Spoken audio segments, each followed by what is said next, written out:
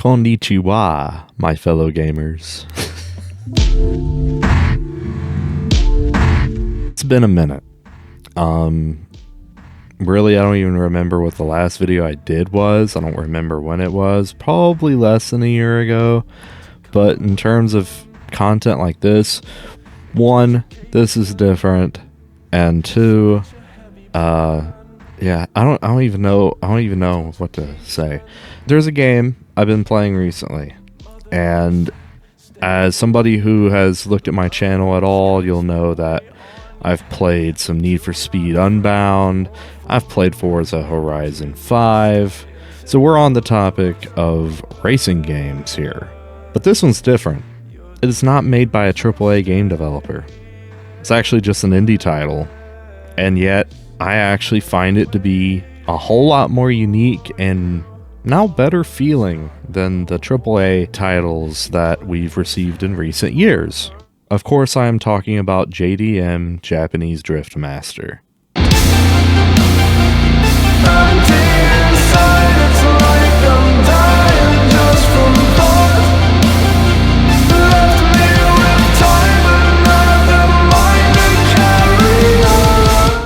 So as you can see this way, I have Wahoo Records live feed on my my little thing here.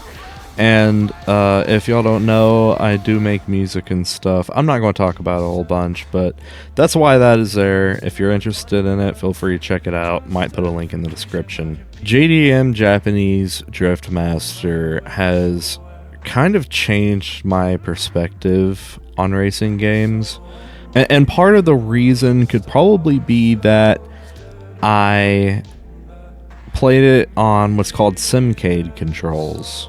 I would say that although Forza Horizon 5 is pretty technical, or you can get pretty technical with like how you tune cars and stuff, dude, I'd be wailing on that handbrake to drift all the time in Forza, and it gets me by. I mean, I have like a 20-something million skill score in Forza Horizon 5 done in a Ford Mustang Dark Horse.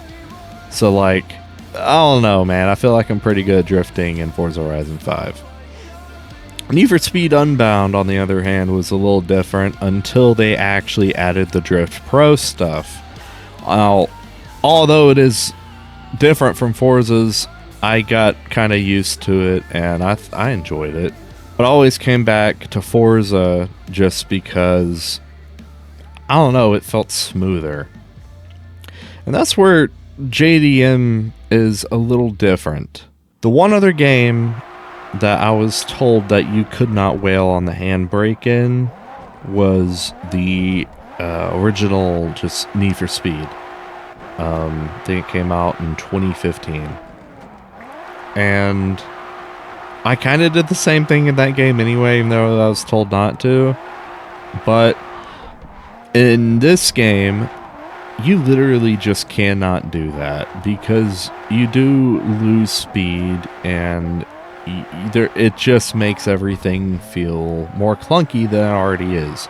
Now, I say that it's clunky, but it was mainly that way in the beginning because I had no idea what I was doing. And the physics of this game, I mean, dude, it really does. Your car, like your choice of car determines it. Your tuning on that car determines it. Your experience and how much you've practiced drifting in this particular game determines it. It is not a game where you jump right into it and you just start having fun. At least not in the Simcade controls, which is all I've played. I did not do the arcade. I went straight to Simcade because I wanted a challenge. So, getting into this, of course, I don't know really what I'm doing. So, I start going to the drift school, whatever. And I'm figuring out, like, oh, you have to press the Y button to kick the clutch, and that helps you drift when you're turning. And I'm like, what? I have never seen that in a game before.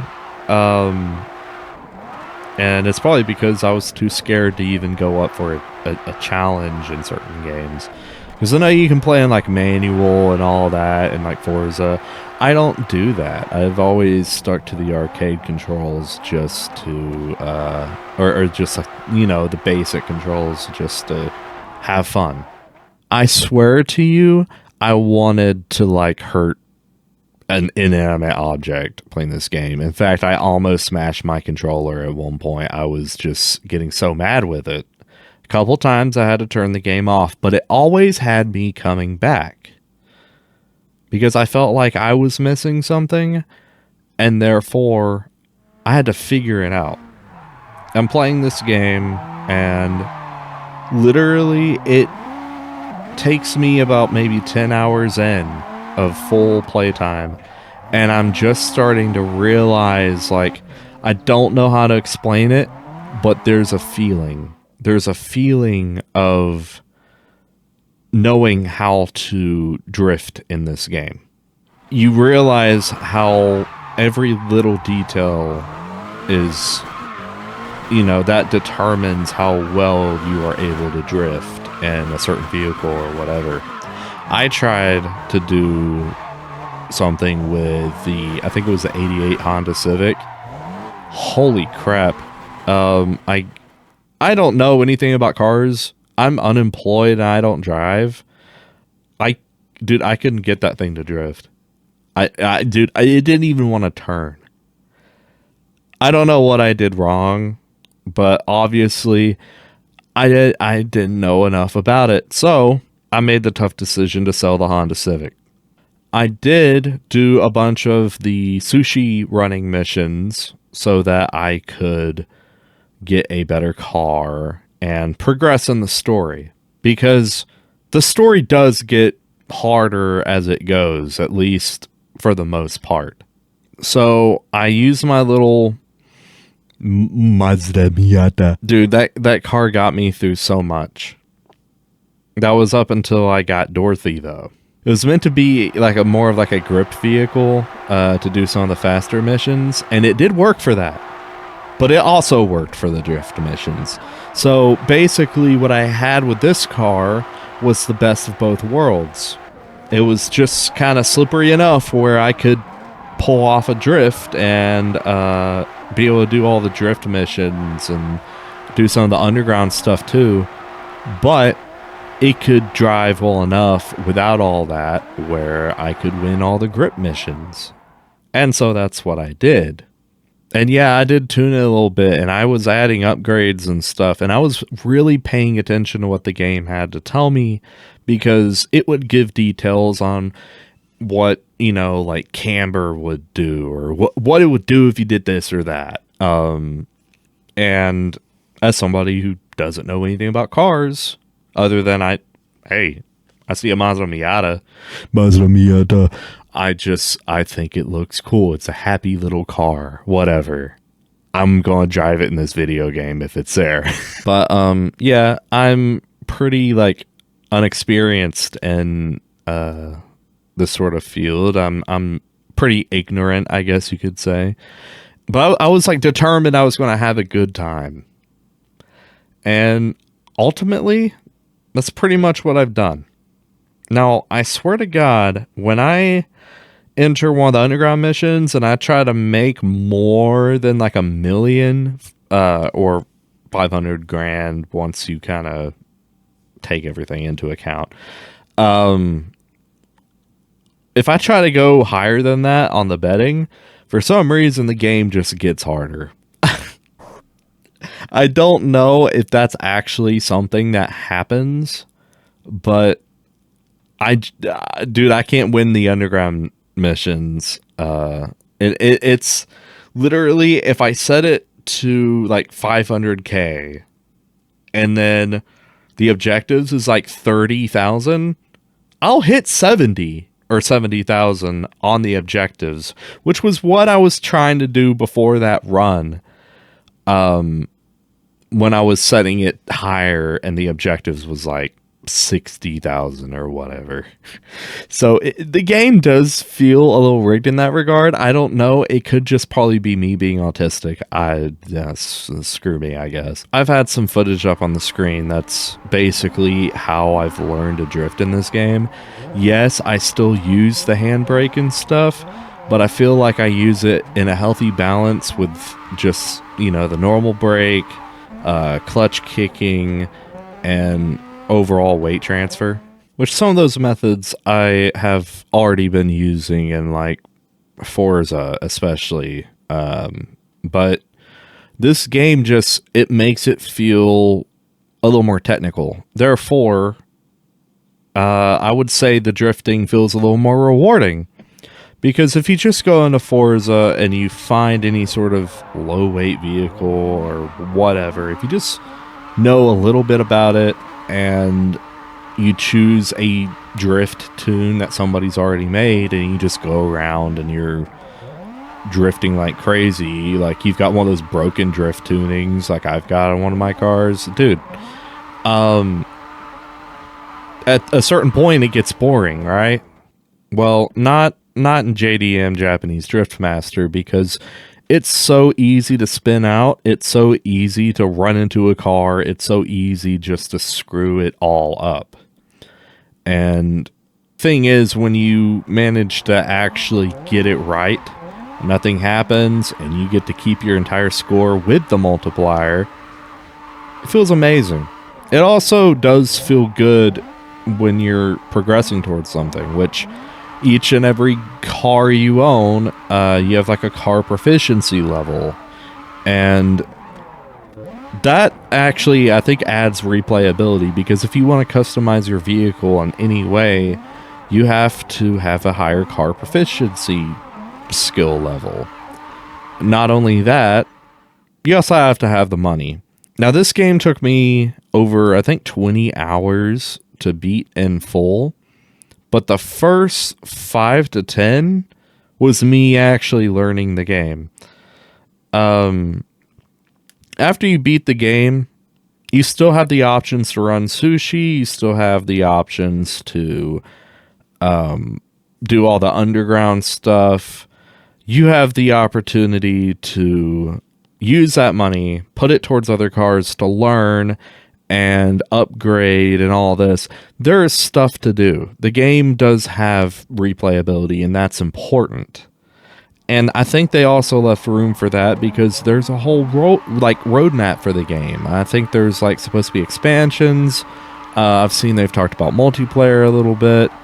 And dude, if you get multiplayer into this game, and if the map is any bigger than it already is, even that,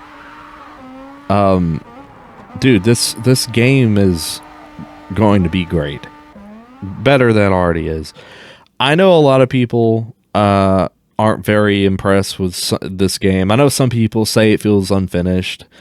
I think, while, yeah, there's missing features, this, at the end of the day, is an indie title. Not only that, but it's ambitious. It literally makes all of the vehicles feel like their own, like they have their own existence. To learn what each one feels like, to go through the process of tuning each one, figuring out how it feels after you've done what you've done to it. Yeah, this game, to me, is a whole learning experience. Yeah, this game doesn't really have voice actors or whatever, but I want to ask you this. Is there any other game that basically its entire story is a manga? I'm sorry, but the entire game is also a book, pretty much. A graphic novel that you can look at, you can read, you can experience. Yeah, if certain features aren't there, I get it. It might feel a little unfinished. But this is another case where Cyberpunk 2077 was in a similar situation, where if you just played the game and didn't look at what everybody was saying when it was kind of in its beginning stages, You saw it had so much potential, and while disappointing, you knew that the devs were going to fix it. And I'm not trying to make any sort of excuses or justify the whole Cyberpunk situation, but at the same time, we have to give the devs credit. Cyberpunk in its state now is absolutely incredible. And if you wouldn't have judged it so hard in its beginning stages, you would have seen the love the devs were putting into it before it was just put out way too early, which wasn't their fault. I feel like this is, in terms of when they chose to release it and how much they put out, I feel like it's by choice. I feel like they wanted to give you the basics, and then as time went on, they give you more stuff. It not only helps them, but it helps the games, not only replayability, but just its lifespan. And that doesn't work for every game. I also understand that, but I feel like in this case, it works very well because of how much you already have. I mean, it's literally an indie title with licensed cars. Like, that alone is pretty impressive because they didn't have to go through that whole process to do that. But obviously, this game had some people that loved, you know, they loved what they were making the game about. The Japanese pop culture, the just art of drifting, even just simple driving. I mean, dude, there's so much love put into this already. And you can tell the developers, you know, care about it a lot. At least I think they do. I mean, shoot, there's certain things in this game that I haven't personally really experienced in others. Like, if you hit left or right on the freaking D-pad, you can activate your blinkers. So if you just wanted to drive normally and follow traffic, you probably could. Now, the car, like, NPCs are a little weird, but even that, I've seen some different stuff go on. Like, some cars will react differently if you hit them. If you hit one pretty hard, you might see their hazards come on. I've noticed that. I think I've even seen a car pull over with their hazards on after being hit. Now, I could be wrong, but I don't know. I know I saw what I saw. That car got hit, and then it went to the side of the road and just stopped. I don't know if that was supposed to happen or not, but either way, it's super cool. Now, I know I've been going on quite the tangent about a whole lot of different things with this game, but if it's not obvious already, I personally, as much as I struggled with learning how the cars worked and stuff, I loved the absolute just challenge that it was. Because what's like a real game if there's no challenge? Now, I understand, like, wanting to play games that are more laid back, but at the same time, this game does get that way. If you're just wanting to drift around the map after you've completed everything, by that point, you should probably know enough about the game that you've managed to get through the whole story. And you know how to drift around. Dude, there's mods out there for, like, time control. Freaking put it on night, turn off the HUD, and just put on some music and drift around, and it feels so nice to do after you've completed the game. It is a game where, yeah, you get a challenge, but you also get, like, the relief in one package. It's like, it's crazy. Now, if there is one thing I do have to complain about, now, you might have noticed in some of this footage, it's probably my fault is why I'm saying it. I'm running this game on a GTX 1660 Ti. Yeah, this card is definitely aged. It can still run things pretty well, but man, my crap box of a computer, it doesn't exactly have fun with this game at times. Now, I did sacrifice frames for the better graphics, because I mean the game just looks so pretty, man. Got all the cherry blossom trees and the sun rays coming through. It's freaking what every American thinks of when they think of Japan. I would give this game, it's at least a 4-star game for me. If not somewhere in between. Maybe over time this game will become a 5 if the multiplayer is good, if they commit and do everything they should. I think this game will be absolutely amazing. But for an indie effort, it's already like great.